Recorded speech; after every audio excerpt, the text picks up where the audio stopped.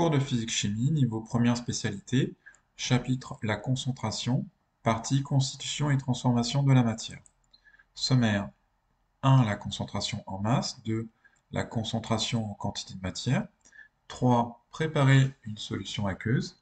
4. Trouver une concentration grâce à l'absorbance. 1. La concentration en masse. La concentration en masse, aussi appelée concentration massique, exprime la proportion de masse de soluté dissout dans une solution aqueuse. Elle correspond au rapport de la masse de soluté par le volume de la solution aqueuse et peut s'exprimer grâce à la relation suivante. C majuscule indice petit m est égal à m minuscule sur V majuscule. Dans cette relation, Cm est la concentration massique du soluté en grammes par mol. Petit m est la masse de soluté dans la solution en grammes. V majuscule est le volume de la solution en litres. Il est possible de tirer de la formule précédente une relation qui permet d'exprimer la masse de soluté. Petit m, la masse, est égale à Cm, la concentration en masse, fois V, le volume de solution. Il est aussi possible d'exprimer le volume de la solution. V est égal à m sur Cm. 2. La concentration en quantité de matière. On l'appelle aussi concentration molaire, ou juste concentration.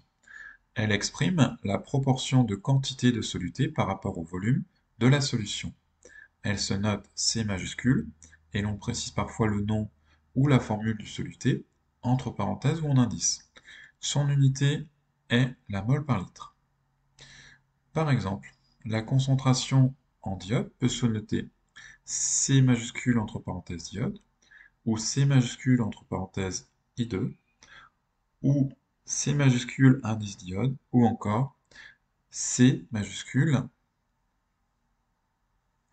entre parenthèses, normalement I2.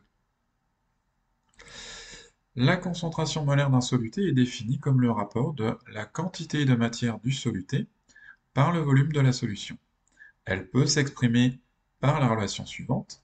C majuscule, concentration molaire, est égale à petit n divisé par grand V. Dans cette relation, C est la concentration d'un soluté donné en mol par litre, petit n est la quantité de matière du soluté en mol, et V est le volume de la solution en litres. Il est aussi possible d'exprimer la concentration en quantité de matière, grand C, à partir de la concentration en masse. Si on reprend l'expression de la concentration en masse, Cm est égal à m sur V. Cette masse peut être exprimée comme le produit de la masse molaire par la quantité de matière. Donc on obtient grand M fois petit n sur grand V. Et le rapport petit n sur grand V qu'on a dans cette formule coïncide avec l'expression de la concentration molaire. Donc on a donc finalement Cm est égal à grand M fois C, et inversement, C est égal à Cm sur grand M. La concentration permet d'exprimer la quantité de matière d'un soluté. On peut écrire petit n est égal à C fois V. On peut aussi exprimer un volume de solution.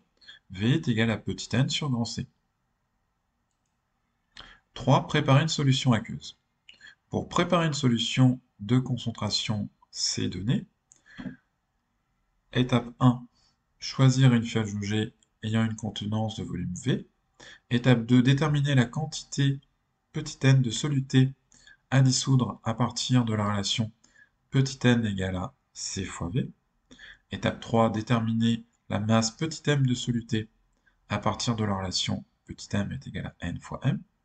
Étape 4, peser une masse petit m de soluté avec une balance, puis introduire le soluté dans la fiole jaugée.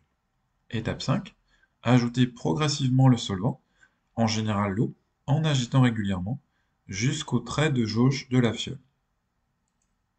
4. Trouver une concentration grâce à l'absorbance. La concentration d'une solution permet de déterminer la quantité de matière qu'elle contient. Il est donc important de pouvoir déterminer cette grandeur. L'une des méthodes possibles consiste à exploiter une grandeur appelée absorbance, ainsi que la loi de Beer-Lambert. L'absorbance, notée A majuscule, est une grandeur sans unité. Elle reflète l'absorption d'un rayonnement, d'une longueur d'onde donnée, par une solution. Plus l'absorbance est élevée, et plus une solution absorbe le rayonnement. Donc on a comme relation, qui correspond à la loi de Beer-Lambert, A majuscule est égal à epsilon fois D fois C. Dans cette relation, A est l'absorbance sans unité, epsilon est le coefficient d'extinction molaire en litres par mol et par centimètre. D est la distance sur laquelle le rayonnement se propage dans la solution, en général la longueur de la cuve du spectrophotomètre. D s'exprime en centimètres. Petit c est la concentration molaire en mol par litre.